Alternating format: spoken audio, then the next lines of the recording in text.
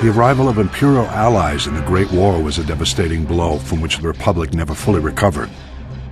This was the second step in the Sith Emperor's master plan. Recent Republic strategic information reports proved that the rise of the Mandalorians was orchestrated by Imperial intelligence.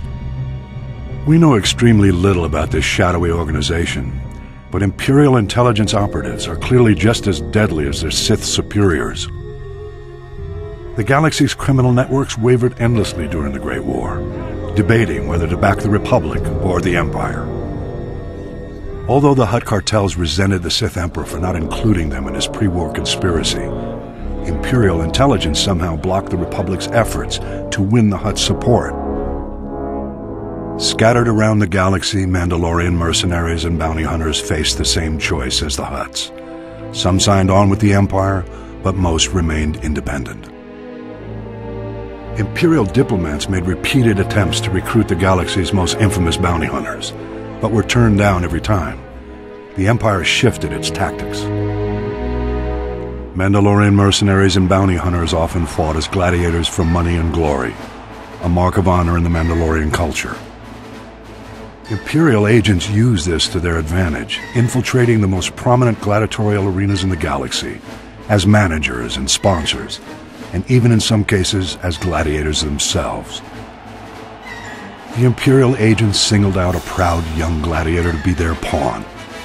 This young gladiator had always fared well in the arena, but with his new Imperial allies, his rise was accelerated to unprecedented levels.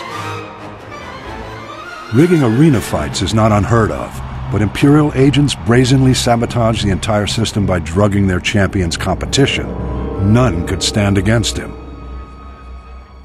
The whispers of Imperial agents became cheers in the arena. Mandalore, Mandalore. The ancient title of Ultimate Warrior King was thrust upon the young gladiator.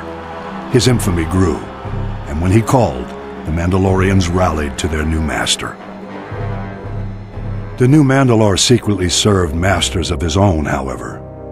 Imperial agents pulled their puppet strings, and the Mandalorian army blockaded the Hydian Way and challenged the Jedi. Though the blockade was eventually broken, the stage was set for the sacking of Coruscant and the uneasy truce which now paralyzes the Republic.